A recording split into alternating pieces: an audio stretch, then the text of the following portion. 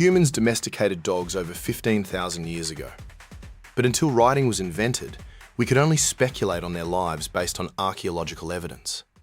The first documented records of dogs date back to around 3,300 BC in ancient Sumer. Centuries later, ancient Greek writers began providing us with beautiful glimpses of the animals they loved, not as beasts of burden, but as companions of the heart. In this first chapter of our series, we journey back to ancient Greece to meet the beloved pets of the ancient world. Xanthippus was a towering Athenian statesman and the father of Pericles. When the Persian army closed in on Athens, the city's citizens were forced to flee across open water to the island of Salamis, a crossing of roughly 1 nautical mile. The military ships were dangerously overcrowded, and pets were strictly forbidden. Xanthippus had no choice. He had to leave his dog behind on the shore, but the dog refused to be abandoned. As the ships slipped their moorings, he plunged into the sea. Swimming through choppy, salt-scoured waves, he desperately followed his master's ship. Swimming a full nautical mile is a staggering feat for any domestic dog, and the brutal combination of sheer exhaustion and salt water proved fatal. When his paws finally touched the shore of Salamis, his body gave out. He collapsed at the water's edge and died. Heartbroken, the Athenians buried him on that very spot and called it Kainos Sema, the dog's tomb. We never learned his name.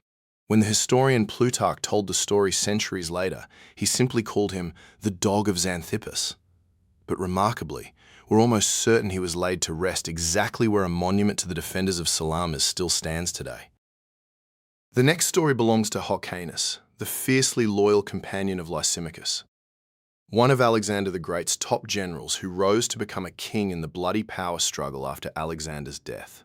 When Lysimachus fell at the Battle of Carupedium, Hyrcanus refused to leave his side. On a field strewn with the dead, the dog stood guard over his master's body, keeping scavengers at bay for days. But his devotion didn't end there. Legend has it that during the royal funeral, as attendants placed the king's body onto the blazing pyre, Hyrcanus did something extraordinary. He leaped straight into the flames, choosing to join his master one final time. Historians today are deeply skeptical of this story. And honestly, science is too.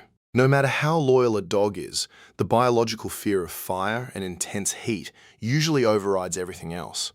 But since the true answer is lost to history, we'll leave it as a beautiful legend. Then there is Peritas, Alexander the Great's personal hound.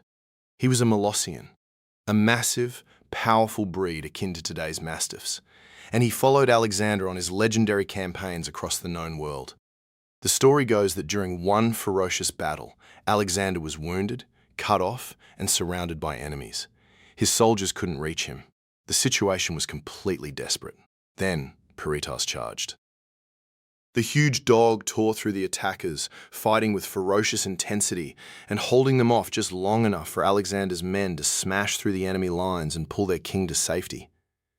When Peritas eventually died, likely from wounds suffered in that very fight, a devastated Alexander decided to etch his dog's name into history forever. On the banks of the Hydaspes River in modern-day Pakistan, he founded an entire city and named it Peritas, ensuring his loyal friend would never be forgotten. Of course, the ancient Greeks didn't pour all their affection into dogs alone.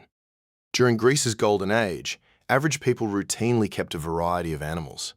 Households might keep a bird, a quail, or a goose, while others kept domesticated weasels, called galea. These sleek little hunters excelled at one specific job, keeping the household mice at bay. So, if weasels were handling the pest control, where were all the cats? The Greeks actually knew about cats through trade with Egypt, but they viewed them as exotic luxuries rather than common companions. In fact, the ancient Greek word for cat was aileros, which literally translates to the thing with the waving tail. It's a name that perfectly highlights just how unfamiliar and strange these animals seem to them. Remarkably rare in the historical record, cats had almost no recorded names from this era. But the richest elites of the 5th century BC found an even more flamboyant way to display their status.